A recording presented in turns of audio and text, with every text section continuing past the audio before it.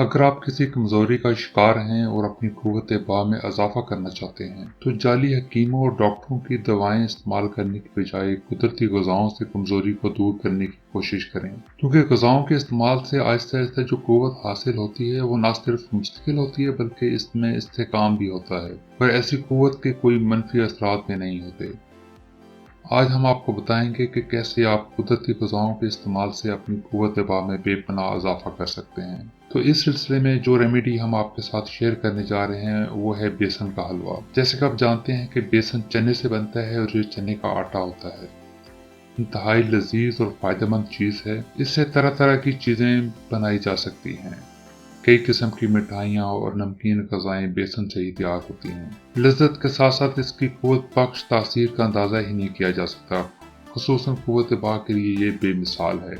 बेसन की ये खसूसियत है कि ये मनी को गाढ़ा करता है, जिससे टाइमिंग और लज़्ज़त में इजाफा होता है और मर्दाना क़ुव्वत बढ़ जाती है। बेसन की तासीर गर्म खुश्क तर है और फ़वाइद में चने से मुमासलत रखती है। ये बदन को मोटा करता है और इसकी रोटी नज़ला, ज़ुकाम, खांसी, इसहाल, जरियान, एहतलाम में बहुत ज़्यादा फ़ायदेमंद। इस मिश्रण बनाने के लिए आप 1 कप मक्खन लेंगे, 1 कप आपने चीनी लेनी है, 1 कप बेसन। खुश्क मेवाजात में आप इसमें बादाम डाल सकते हैं, पिस्ते डाल सकते हैं, जो भी चीज़ आपके पास अवेलेबल हो।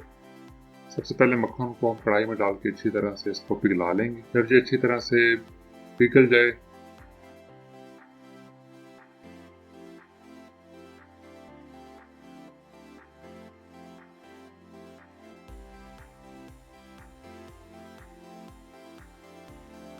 तो फिर हमने इसके अंदर 1 कप बेसन डाल के अच्छी तरह से इसको मिक्स कर लेना है। तो बेसन को इसमें डाल के हम अच्छी तरह से इसको मिक्स करेंगे। जब ये अच्छी तरह से और इसको हल्की आंच पे आपने इसको पकाना ताकि ये नीचे ना लगे।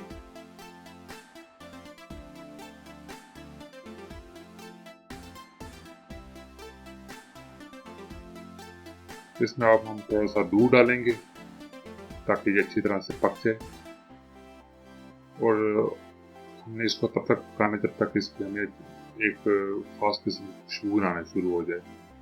तो आपको एक बड़ी अच्छी सी खुशबू आना शुरू हो जाएगी, जिससे हमें पता चल जाएगा कि आपकी पक गया। उसका थोड़ा सा कलर में थोड़ी चेंज आएगी और उसकी खुशबू आपको आना शुरू हो जाएगी।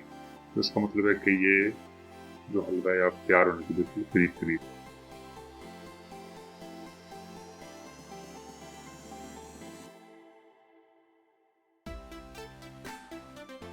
तो इसके साथ साथ हमने जो शीरा है वो भी बना लेना है। एक बर्तन में आप थोड़ा सा पानी लेकर उसमें आप चीनी डालें और इसका शीरा आप तैयार कर लें।